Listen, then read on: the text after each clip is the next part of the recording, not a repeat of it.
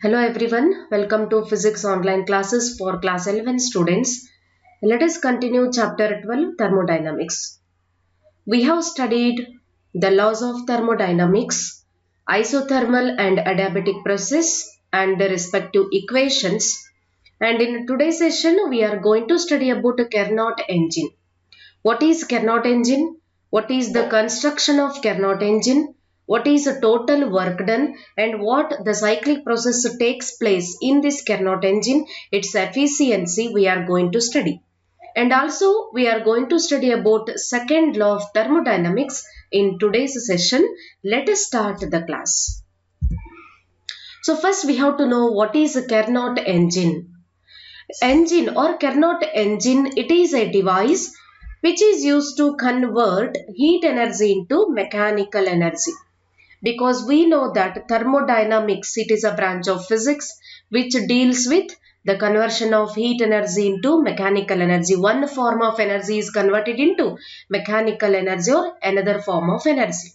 So this Carnot engine we are going to use to convert heat energy into mechanical energy, and this device we are going to call it as Carnot engine.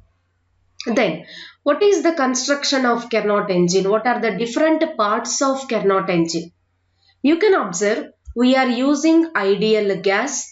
This ideal gas is filled in a cylinder. You can observe this cylinder. This cylinder is enclosed by, this is a piston. It is enclosed by frictionless piston. This piston and wall of the cylinder is made of non-conducting material. Only the bottom surface is made of conducting material. It means heat can exchange with the surrounding only from the bottom surface or from the lower surface because it is made of conducting material, and the remaining wall is made of non-conducting material. Piston and walls are made of insulated material, so there is no exchange of heat energy. Only heat can exchange through the bottom surface because it is made of conducting material. This is ideal gas. Then second part of the engine is a source.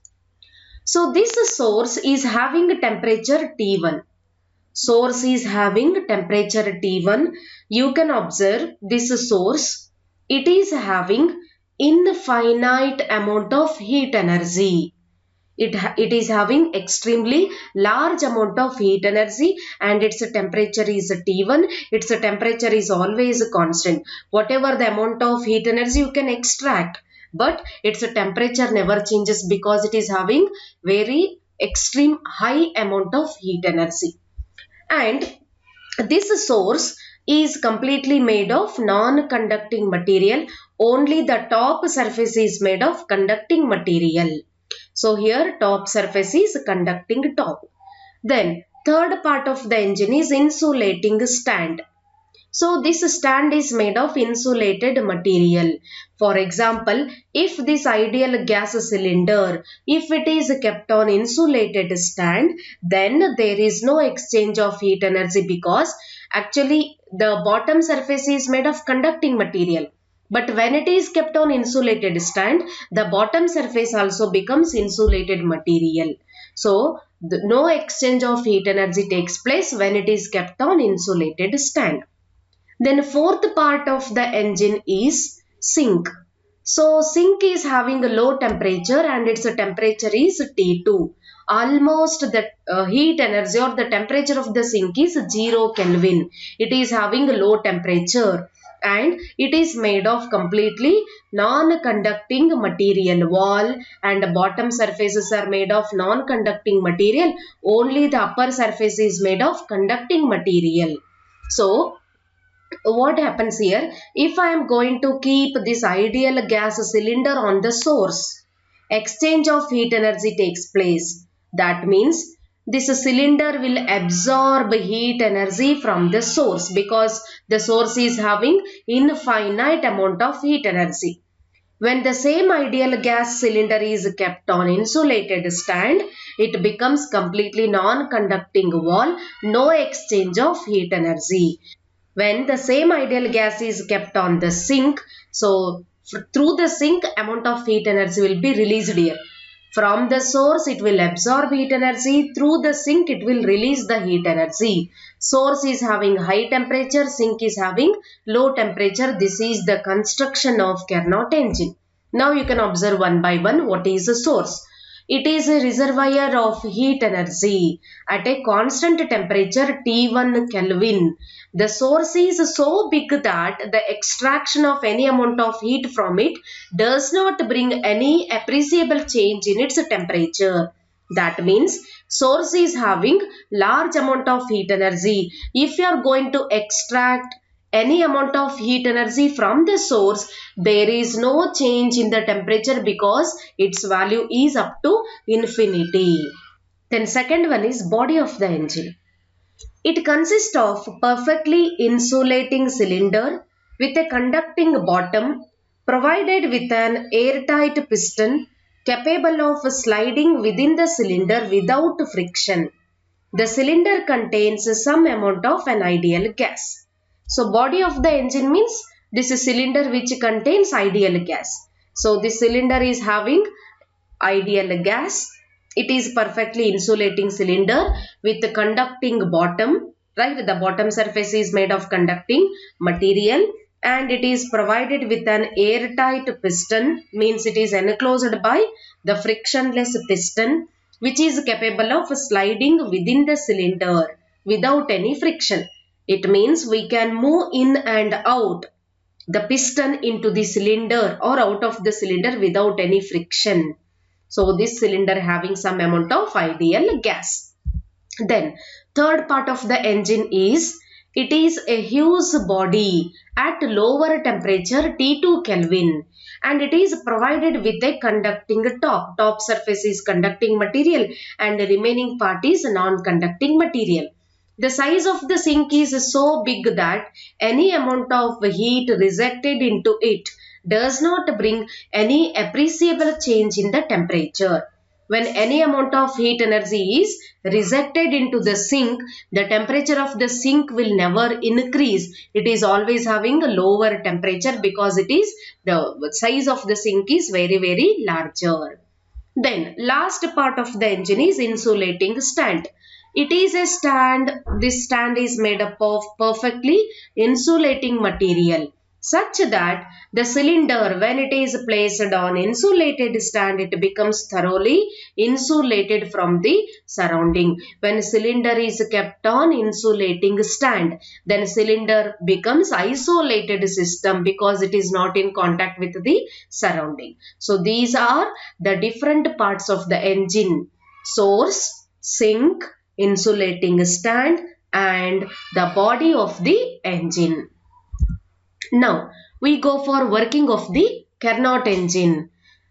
The cyclic change of working substance when engine starts working is known as Carnot cycle and it is having 4 strokes.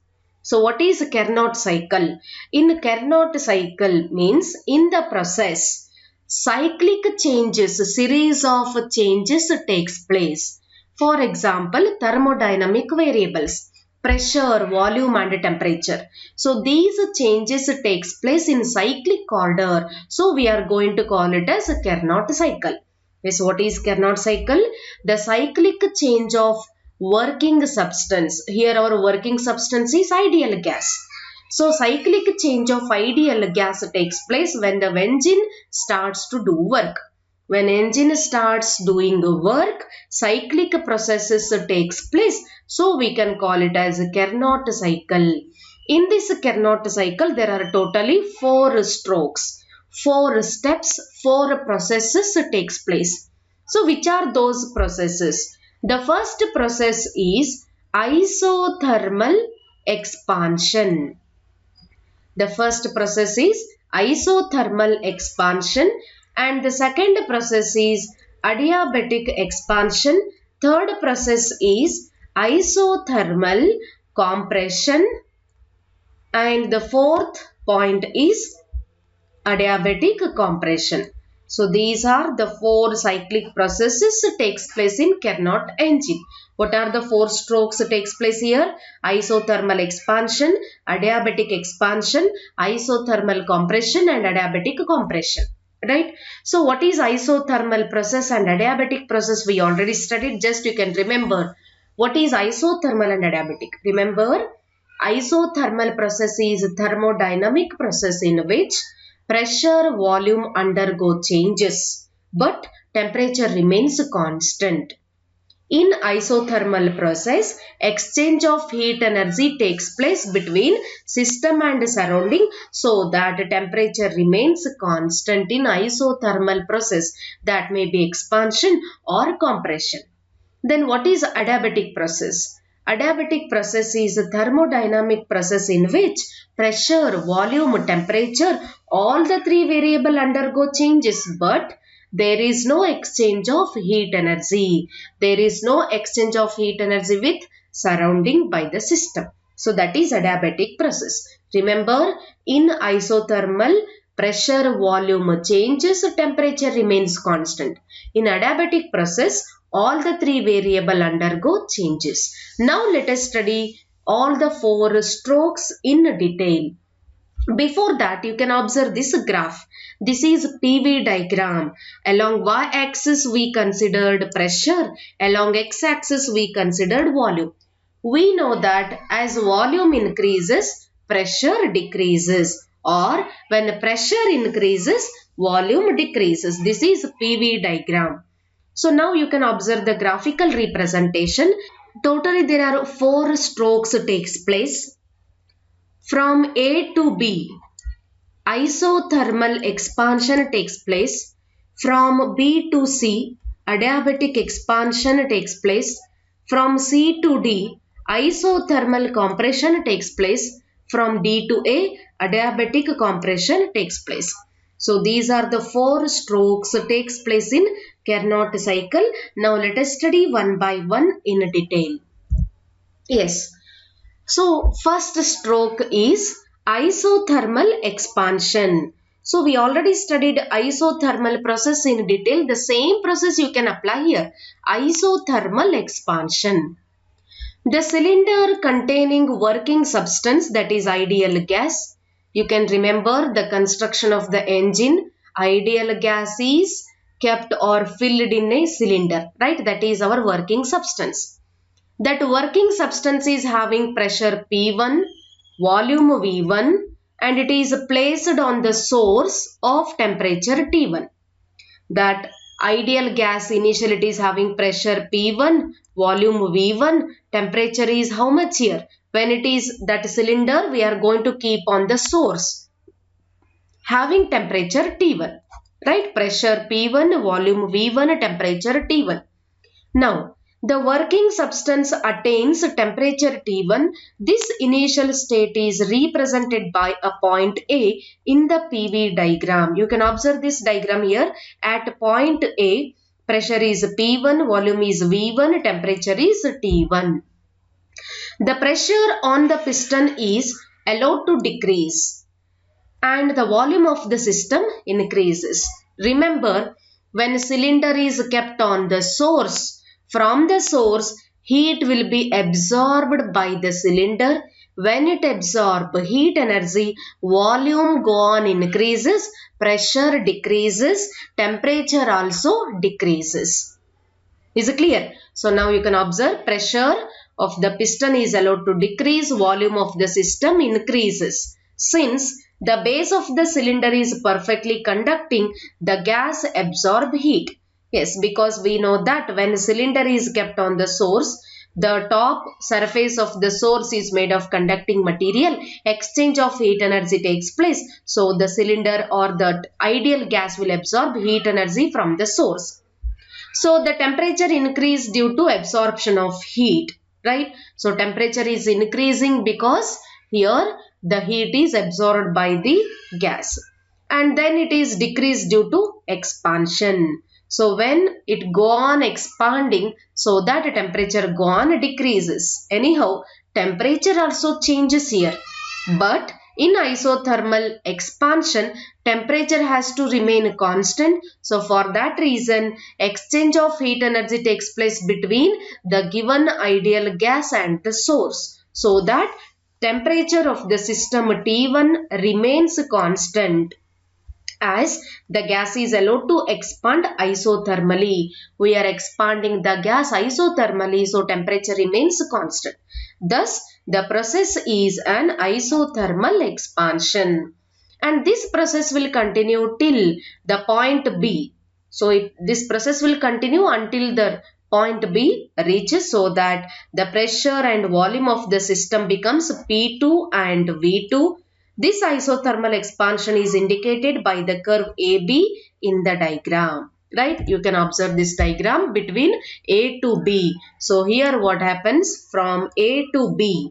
Initial pressure and volume are P1, V1. In isothermal expansion, volume increases from V1 to V2. Pressure decreases from P1 to P2, but temperature T1 remains constant. So what is the final state of the system? P2, V2, T1. This is the graphical representation for the first stroke. Right? Then heat absorbed by the gas from the reservoir, means from the source, at temperature T1, that indicates work is done by the gas because expansion of gas takes place. So and the equation is given by. We already derived work done in isothermal process. That equation we can use here. So general equation, we know that W equal to mu RT log of V2 divided by V1 to the base E. So this equation we can use here. So this is first stroke. We can write W1. So work done is equal to amount of heat energy, because what is Carnot engine? Heat energy is converted into mechanical energy. So W1 can be written as Q1 is equal to mu is number of moles, R is universal gas constant. So what is the temperature in the first stroke? T1 remains constant, log of E. So the volume is, final volume reaches V2 divided by initial volume V1. So this is the equation, work done in the first stroke, right? And here the work is done by the gas. So work is said to be positive because work done by the gas is positive. Work is done on the gas is negative, right? This is all about the first stroke. Then come to the second stroke. Second stroke is adiabatic expansion. Remember, in adiabatic expansion, all the three variables undergo changes, no exchange of heat energy, right? So for that reason, what we can do in the second stroke, you can observe. The cylinder is removed from the source. Yes, in the first stroke, it was kept on the source.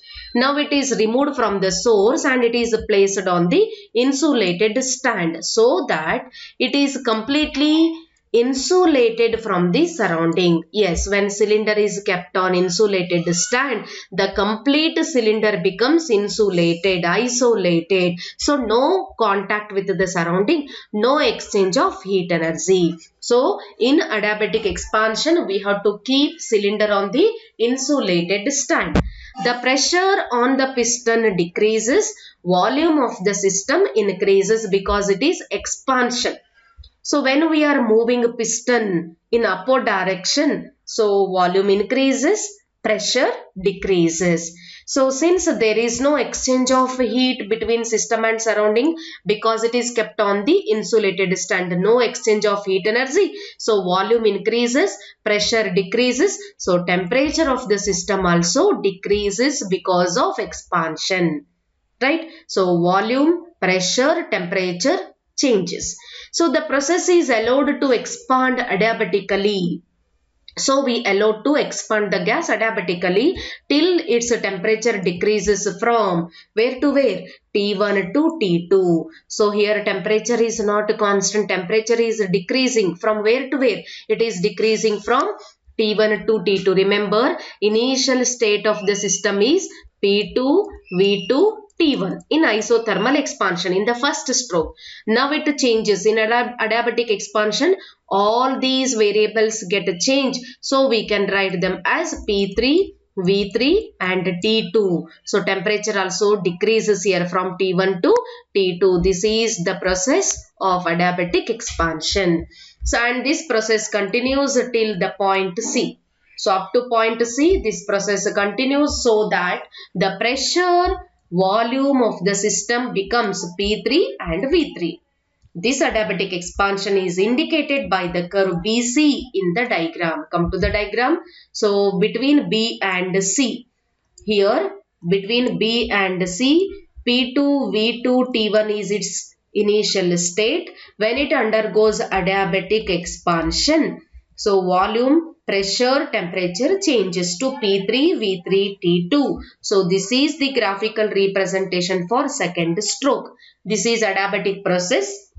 We already studied work done in adiabatic process. That equation you can remember here. The same equation we wrote. Work done in adiabatic expansion is given by. So for the second stroke we can write work done W2 is equal to, what is the work done in adiabatic process? Mu r divided by gamma minus 1 into T1 minus T2. So this equation we already derived, that you can remember. The same equation we wrote here. Here temperature changes from T1 to T2. Remember, T1 is high temperature, T2 is low temperature. This is equation number 2. And here also work done is positive because it is expansion. Work done by the system is positive. This is the second stroke. Now come to the third stroke, that is isothermal compression. So isothermal compression, remember here also temperature should remain constant. Exchange of heat energy takes place. So we can observe the third stroke here.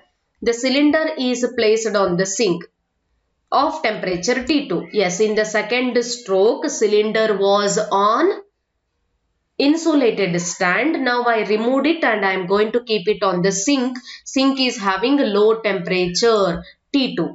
So when it is kept on the sink, the pressure on the piston increases, volume decreases. So when it is kept on the sink, we are going to move piston inside the cylinder. Compression of gas takes place. Pressure increases, volume decreases. So because of this, the gas is compressed and the temperature increases. When volume decreases, pressure increases, so the temperature also increases because we are compressing the gas. Since base of the cylinder is conducting, yes, because of conducting bottom, there is a transfer of heat from ideal gas to the sink. So this cylinder will releasing or rejecting certain amount of heat energy to the sink. Because ideal gas is having high temperature, sink is always having low temperature, almost 0 Kelvin. The heat rejected by the gas due to compression, so that heat is flowing into the sink to keep its temperature T2 constant. Because of isothermal compression, temperature should remain constant. When we compress gas, volume decreases, pressure increases, temperature also increases. But I have to keep temperature as a constant. So to decrease the temperature, to keep temperature as constant, we have to release a certain amount of heat energy. So we kept on the sink. Through the sink, certain amount of heat energy is rejected. Temperature remains constant. Is it clear? So therefore, temperature of the gas remains constant. Thus, the process is an isothermal compression. The process continues till the point D. So that pressure volume of the system becomes P4 and V4. This isothermal compression is indicated by the curve CD in the diagram. Yes, what are the initial values? So initial values are P3, V3, T2. In the second stroke. Now it changes to P4, V4. T2 is constant because temperature, this is isothermal process, so temperature keep as it is. Now we observe from C to D, which process takes place here? Isothermal compression takes place. In isothermal compression, you can observe pressure is increasing, volume is decreasing. P3 changes to P4, V3 changes to V4, T2 remains constant because it is isothermal compression. Then heat released by the gas because here ideal gas is releasing heat energy to the sink. So heat released by the gas to the reservoir at a temperature T2. So work is done on the system. So the equation is again given by this is third stroke. So we can write W3 is equal to mu r T2 log of V3 by V4 to the base E. Yes, this is the equation of isothermal process. Mu RT log V2 by V1 initially we wrote because here it changes from V3 to V4 and temperature is T2. This is work done on the system. Work is done on the system is negative. This is third process. Come to the last process, fourth one, that is adiabatic compression. Now the cylinder is placed on insulating stand. Initially in the third stroke it was kept on a sink. Now I am going to remove it and keep it on the insulated stand so that it becomes completely insulated wall. No exchange of heat energy takes place. Now the pressure on the piston is further increased. The gas is compressed till it attains initial temperature T1. So here in adiabatic compression, when piston is moving inside the cylinder, pressure increases, compression of the gas takes place, pressure increases, volume decreases, temperature also increases. So here temperature is gone increasing until it reaches its initial value T1 to return to its initial state A. So now it is from C to D. Again it has to go for its original position. So D to A it has to move. Thus the process is an adiabatic compression. This adiabatic compression is represented by the curve dA in the diagram. Is it clear? You can observe this diagram here. So between D to A, adiabatic compression takes place. So their values are P4, V4 and T2. In adiabatic compression, all the three variable changes. So until it reaches their original value, P4 becomes P1, V4 becomes V1 and the temperature changes from T2 to T1. So it is adiabatic compression. Now, work done in adiabatic compression, it is given by the equation W4 equal to mu R divided by gamma minus 1 into T1 minus T2. So this work is done on the system, so work is taken as negative. So this is all about the Carnot cycle process. Totally there are 4 steps or 4 strokes takes place, and these all 4 strokes easily represented using PV diagram. So this is all about Carnot cycle, right? Now total work done by the gas in one complete cycle. If it completes one cycle from A to B, B to C, C to D, D to A again. So when it completes one cycle, then what is the total work done? Yes, now I am going to write a total work done W equal to totally there are 4 strokes here, W1, W2, W3, W4. Is it clear? Sum of all the work that gives a total work done. But here I wrote a negative sign because we have to apply sign convention. Remember, the first 2 processes are related to expansion. Work is done by the system. When work is done by the system, W1, W2 both are positive. When work is done on the system compression, so W3, W4 are negative because of compression of the gas. Work is done on the system. So the equation is W1 plus W2 minus W3 minus W4. The next step, we already having the values of all the 4 strokes W1, W2, W3 and W4. Substitute all their values. So let us substitute W1 here and this is W2, W3 and W4 values. Just we substituted all the 4 equations. Now here W2 and W4 will get cancelled. Both are same, you can observe. Remaining is what? Equation number 5. We got mu r T1 log of V2 by V1 minus mu r T2 log of V3 by V4. So the equation number 5, it gives total work done in one complete cycle. So this is total work done equation. Right? Then next part, efficiency of engine. So what is efficiency? Efficiency means what is the capacity of the engine. So generally efficiency is denoted by the symbol eta. Eta is equal to, the equation is given by output divided by input. So what is output here? Output is our mechanical energy, right? Input is our heat energy. Because mechanical energy is converted into heat energy, or heat energy is converted into mechanical energy. This is Carnot engine. So output divided by input. So mechanical energy is work done. Heat energy is denoted by Q. This equation is efficiency of engine. This is general equation. Now you can use here. Eta equal to, we can write W divided by Q1. This is what? Output divided by input. Or we can write it as W here. This is work done. Right? So in place of work done, we can write W1 minus W2, change in work done, divided by Q1. Or we can write W1, W2 are equivalent to heat energy. So you can write Q1 minus Q2 divided by Q1, or we can use this equation 1 minus Q2 divided by Q1.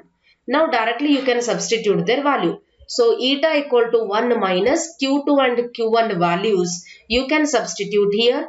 That is mu r T2 log of V3 by V4 divided by mu r T1 log of V2 divided by V1, or mu r and mu r will get cancelled. So we will get eta equal to 1 minus T2 by T1 log of V3 by V4 divided by log of V2 divided by V1. Let us take it as equation number 6. This gives efficiency of the engine, or we know that adiabatic process. So TV raised to gamma minus 1 is equal to constant. So gamma equal to what? Cp divided by Cv. It is ratio of specific heat capacities, right? So this equation can also be written as, for an adiabatic expansion, means a second stroke. In a second stroke, we can write this equation as T1 V2 raised to gamma minus 1 equal to T2 V3 raised to gamma minus 1. Remember, second stroke. In second stroke, between B to C, in graphical representation from B to C, what are the changes occurs? So that is V2 changes to V3, P2 changes to P3, and T1 changes to T2. This is a second stroke value I wrote here. Or this equation can be written as V2, V3 take on one side, T2, T1 take on one side. So we got equation number 8. That is V2 by V3 equal to, so gamma minus 1 we can take on RHS side. It becomes 1 divided by gamma minus 1. Let us take it as equation number 8. Then similarly, for adiabatic compression, that is fourth stroke. Here this is second stroke. Similarly, we go for fourth stroke, same equation. So in the fourth stroke, you can remember the values are changing from P4 changes to P1, last stroke here. V4 changes to V1, T2 changes to T1. These are the values in the fourth stroke. I wrote here T2 V4 raised to gamma minus 1 minus of T1 V1 raised to gamma minus 1, or you can exchange here. So we will get equation number 9. V1 by V4 equal to T2 by T1 raised to, so gamma minus 1 we can take on RHS side. It becomes 1 by gamma minus 1. This is equation number 9. Now we have to equate equation 8 and equation 9. Observe 8 and 9. 8. This is 9. Now equating 8 and 9. So we got this equation V2 by V3 equal to V1 by V4, or V2 by V1 equal to V3 divided by V4. Remember, in place of V2 by V1, you can write V3 by V4, or in place of V3 by V4, you can write V2 by V1. So these value now I am going to substitute in equation number 6. Where is equation number 6? You can observe here. This is equation number 6. So in place of V2 by V1, I am going to write V3 by V4. So these two values will get cancelled. Then what we can get? So you will get eta equal to 1 minus T2 divided by T1. Right? So this gives the efficiency equation for Carnot engine. Eta equal to 1 minus T2 divided by T1. So this is all about efficiency of the engine. Remember, we studied what is Carnot engine, construction, working process, then total work done, and this is efficiency of Carnot engine, right? Then note point related to Carnot cycle. The area enclosed by the loop, you can remember the graphical representation PV diagram A, B, C, D, A. This area gives the total work done by the gas. Yes, when you found the value of area under the loop A, B, C, D, A, this is equal to total work done by the gas. Then second point, Carnot cycle is reversible. Yes, it is reversible. You can take the process ABCDA or ADCBA. So this is reversible. When it is reversed in order, the same process takes place but in reverse direction. Then third point, the efficiency of Carnot engine, efficiency depending on temperature of source and sink, because the final equation is eta equal to 1 minus T2 by T1. So efficiency depending on temperature of source as well as sink.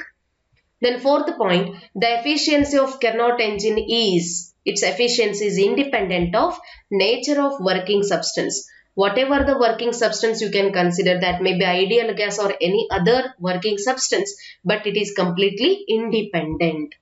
Then fifth point, the efficiency of Carnot engine is 100% if the temperature of the sink is 0 Kelvin. It is not okay, it is 0 Kelvin. If temperature of the sink is 0 Kelvin, then its efficiency is 100%. It means how much amount of heat energy you are giving to the machine, the same amount of heat energy is completely converted into mechanical energy without any energy loss. That is 100%. Then the efficiency of Carnot engine is less than 1 because T1 is greater than T2. Suppose if T1 is greater than T2, then its efficiency is less than 1. Remember, if efficiency is equal to 1, it gives 100%. Is it clear? If efficiency is less than 1, so it is not 100% efficiency when it is T1 is greater than T2.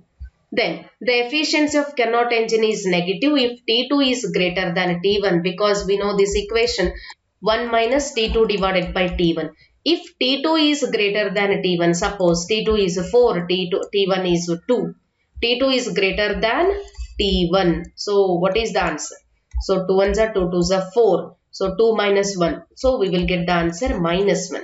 So we will get eta in terms of negative if T2 is greater than T1. A heat engine with 100% efficiency is not possible because sink at absolute zero is impossible.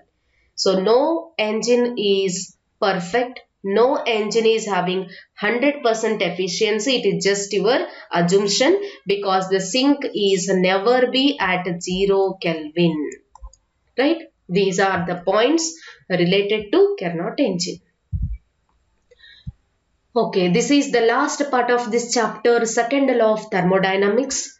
So in a second law, we have two statements.